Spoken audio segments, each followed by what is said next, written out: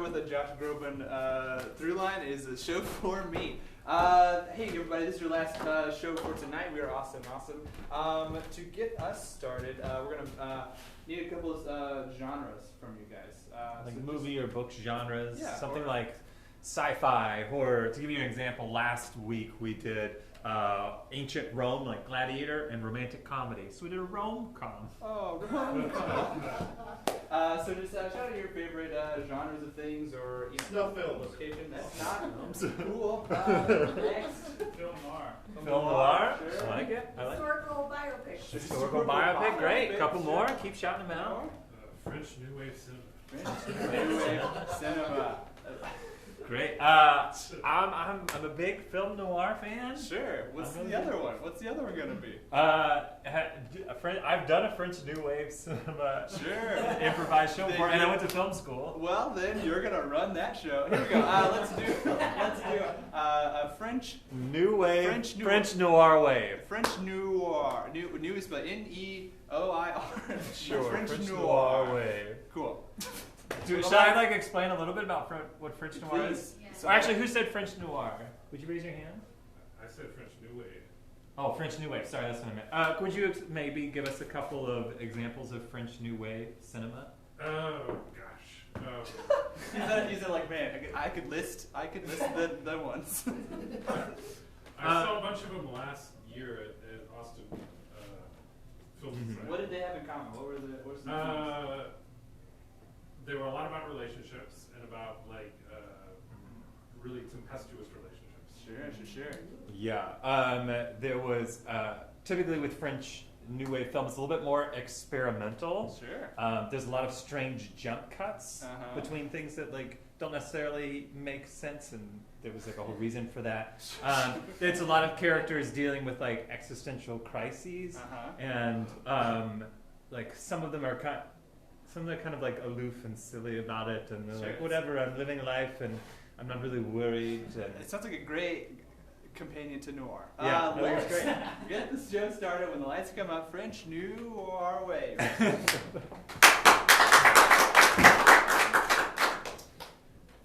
There's a circular table sitting out just outside of a cafe with a ashtray in the middle and several smoked down cigarettes. All around the middle of the table are other chairs and tables that kind of are randomly placed around the cafe. There's patrons sitting at all of them, but at the middle table there's one fedora-wearing gentleman with his feet propped up on the table.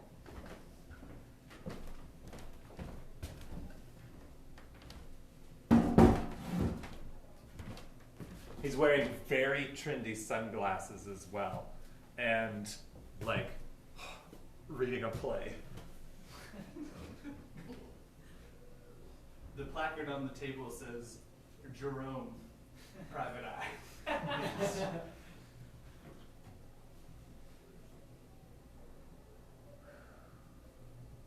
The music on the speaker that plays is a slow and soothing jazz medley.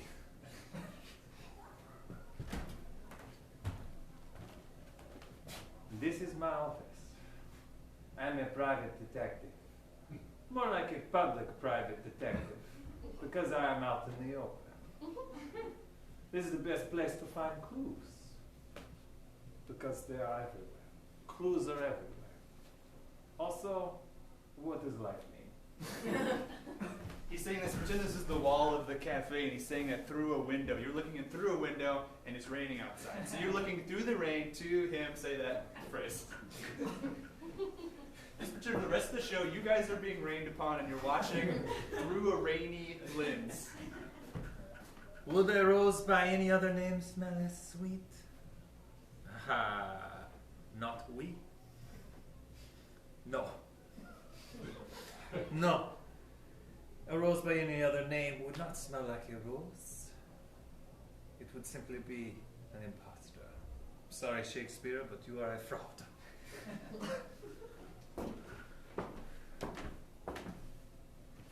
Got your croissant. Thank you, Frederick. Any murders or anything happening? I never thought you'd ask. Really, Frederick? Yes, Has something happened? my lover has died. This is a big thing. Why did you not tell me this morning when I walked in? Because it just happened. Whoa! Frederick, are you okay? Do you need to sit down and unload your burden? No, it's okay, whatever. I'm cool with it. Frederick, do you know who did this? No, if I did, he would be dead. Or she would be dead. Do not assume the gender of a murderer. That is the first mistake most detectives make. That's why I'm not a detective, I'm a barista slash hostess. But you are a private detective, no? Oui? Perfect. Frederick. What? I'm on the verge of a breakdown. No, Frederick, if you would like to break down now. But it would be unprofessional. What is unprofessional? What is professional? Can these things be defined? Shakespeare cannot do it. Why could you? Find who did this. Ah. Please. Mon ami. Okay, answer me one question to help me get started in my investigation. Anything, I would answer anything. Okay, that is good to know. I only have one question, so it should not be that big of a deal. Your lover. Oui. Will you tell me what your lover's favorite flower It was an iris. is? Ooh,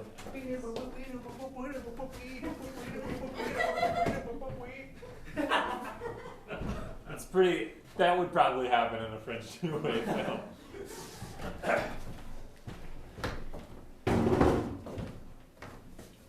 Cut to a dark alleyway, and our protagonist is walking through, unawares of the world around, lost within his thoughts, thinking only of the case. And the only clue that he has is an iris. But where does an iris grow in a town, in a city such as this? If I were an iris, where would I be? In a field? Yes. Oui, probably. But if I were an iris trying not to be found, where would I be? An alley. That's where flowers go when they do not want to be found. An alley is the furthest thing from a field. An alley is the furthest thing from a hill. An alley is the furthest thing from pretty much most things that are nice. So this is where I will find my first clue. Hey, why is you talking so bad about my shop, okay? Aha! Alleyway Joe! I know it would not be too long before I ran into you. Yeah, well, you're coming in my alley, you're gonna find me in my own alley, okay? It's an Alleyway Joe. Hey, do you want flowers or not, okay? Oh. I don't have a hidden flower shop for nothing. Okay? Listen, Joe. Hey, What is inside those flowers, huh? hey, pistols and stamens. Pistols and stamens. Pistols? Yeah, pistols and stamens, probably some pollen. Probably some zinc. You're running guns with your hidden alleyway flower stand. I ain't saying nothing, I'm just describing the anatomy of a flower. Got some petals in there as well. I know exactly that much about flowers. Listen, Alleyway Joe, I could take you in right now. I could shut down your whole business. You Hey, know I can. hey, You know I can. I'm just You- running the business. I got tulips, I got roses. Oh, you want a carnation? I got plenty of them. Tell me, Alleyway Joe, do you have an iris? Hey, listen, it's getting pretty late. I think we're gonna get close. No, Alleyway Joe, you come back here right now. You're still here, good. Where else am I gonna go? This is the room is not very big. Come on, just have to leave through the front door and lock it from the outside. Alleyway Joe, tell me the last customer you sold irises to. Listen, I ain't no snitch, okay? I ain't gonna tell nothing about no customers. I ain't asking you. I am not asking you to snitch. I am only asking you to produce a receipt. What's it for? It is for a simple case that does not involve murder. Okay, well then I guess if it's a simple case, it doesn't involve murder. Find the receipt here. Got so many customers, you know. It's a big old stack of receipts back here. I'm the most popular alleyway flowersman this side of the river. You know, you come to me and you ask me for receipts, and you know, I think I keep such good books, you know what I'm saying? Let's see. All right, here we go. Hope you found what you're looking for. I did. Looks like I have to pay a visit to the mayor.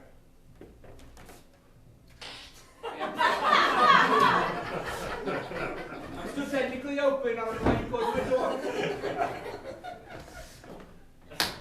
Across town in a plantation-style home in the middle of the city, zooming in through the elaborate staircase and up through to the second floor, past the second floor, up to the third floor, past the third floor, up to the fourth floor, up to that one weird room at the top of a very large and long house, sits in the middle.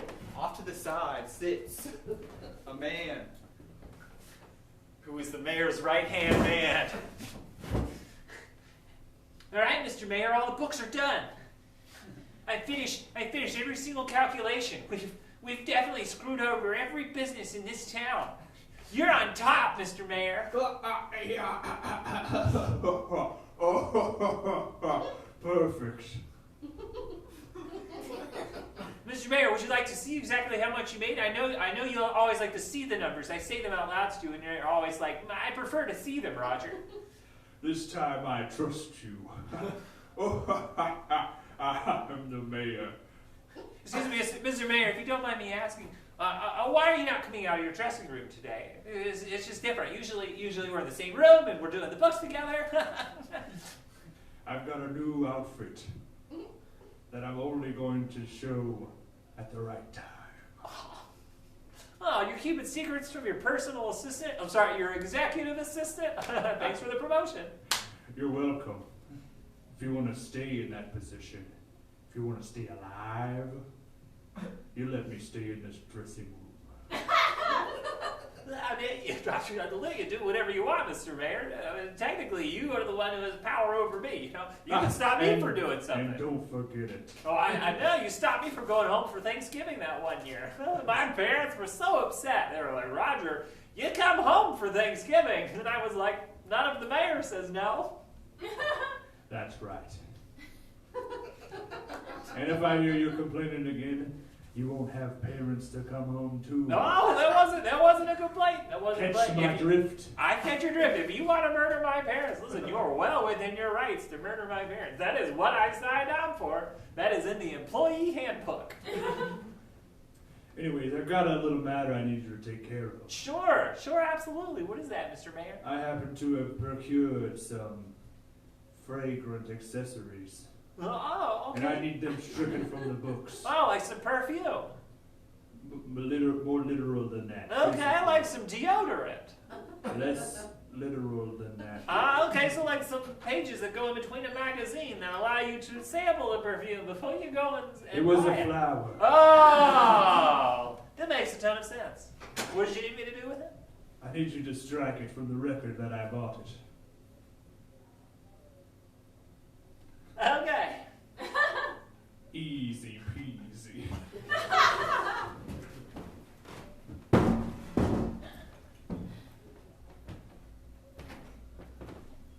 So there I was, walking right up to the mayor's home.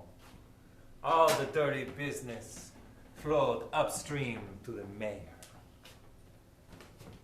I knew that I was standing upon the precipice not only of his house, but also of danger.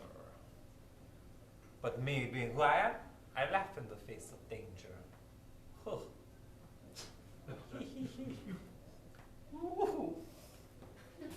Anytime the private eye is talking, it's black and white, and as soon as he comes back into reality, it turns back into color. And then it was then coming out to the front door that I saw a vision. Not a literal vision, but it was the mayor's daughter, Giselle.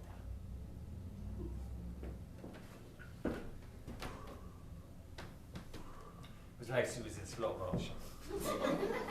Beautiful, with her the wind wisping through her hair. With her eyes glistening in the sun. The way she turned, you could just see it was beautiful. And her ankles were so slim. And that was when she stopped and looked at me. And she said the two. And she poked her head out of the bushes and said the two most beautiful words any human could ever say.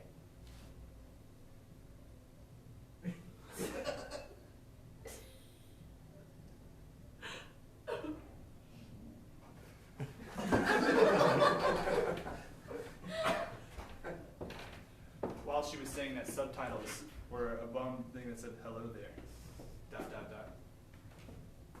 I knew her game. I was to follow her.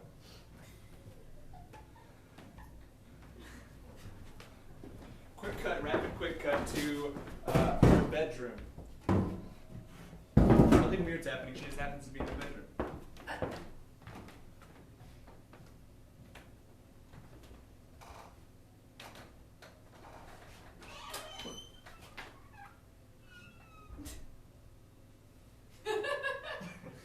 Bonjour, je suis là.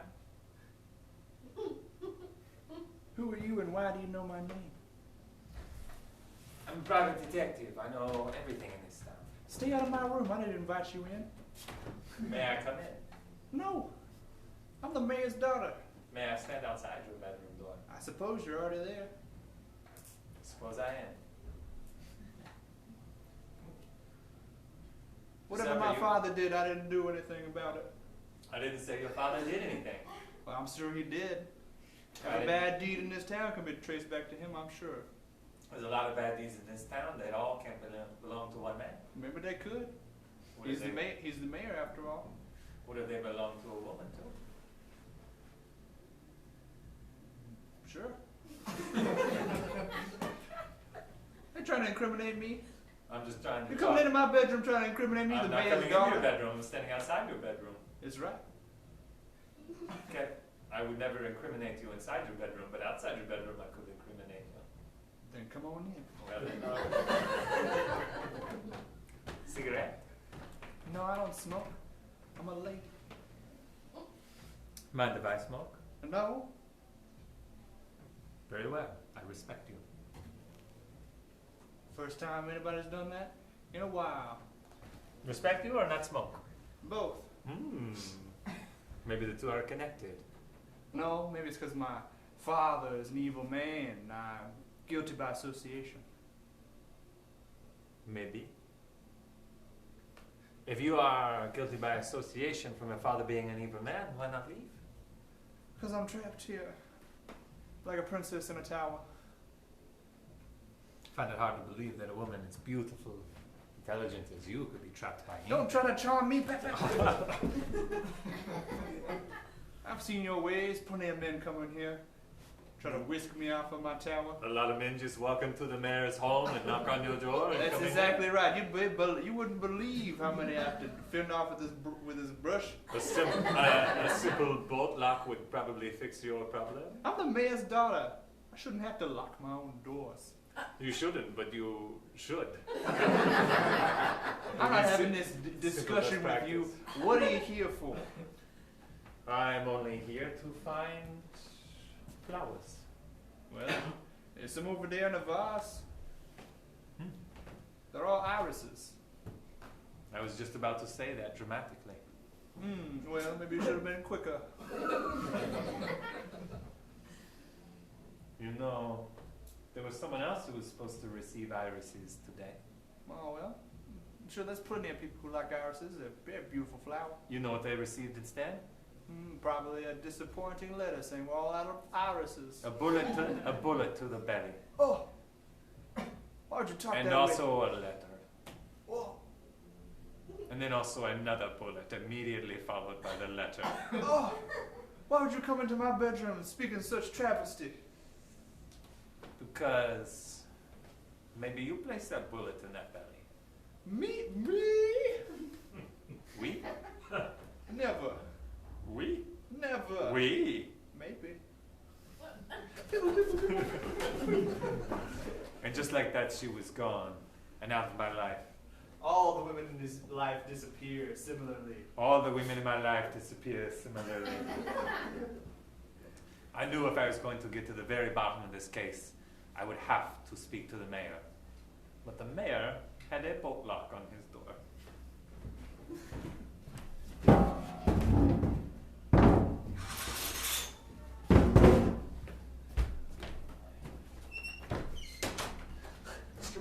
I said don't let him in. I know, but he's knocking persistently, Mr. Mayor. I don't know what to do. If you open that door, consider Christmas canceled. Oh no, my parents are gonna. Well, they're not gonna murder me because you would do that. But they're gonna be very upset and sad, Mr. Mayor. Ah, well, don't open the door. Oh, go. What do you trust more, your manners or your parents? Private detective, let me in.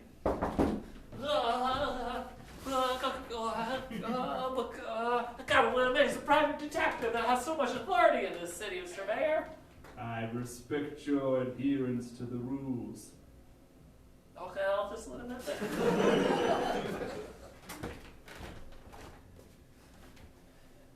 Mr. Mayor. Jerome. Or should I say, brother? Just then he opens the door and walks out dramatically, wearing exactly the same outfit as his brother.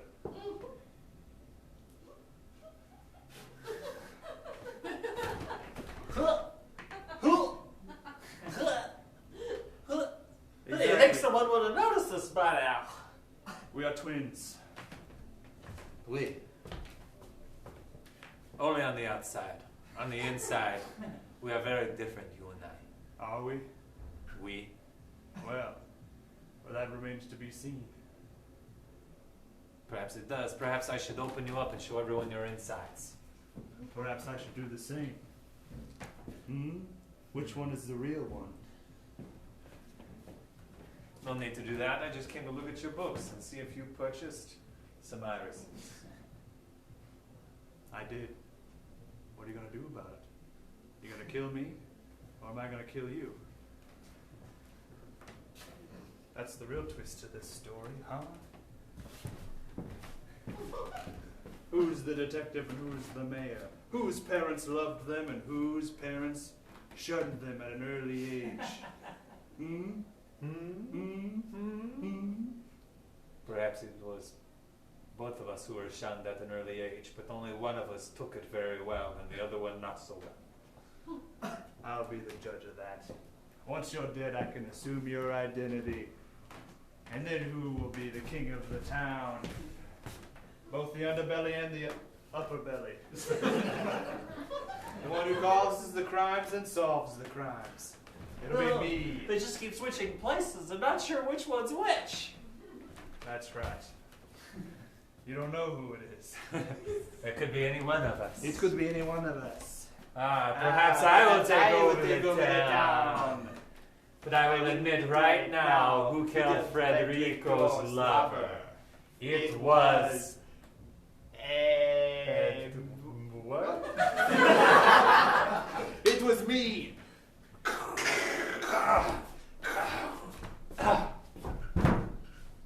That's right.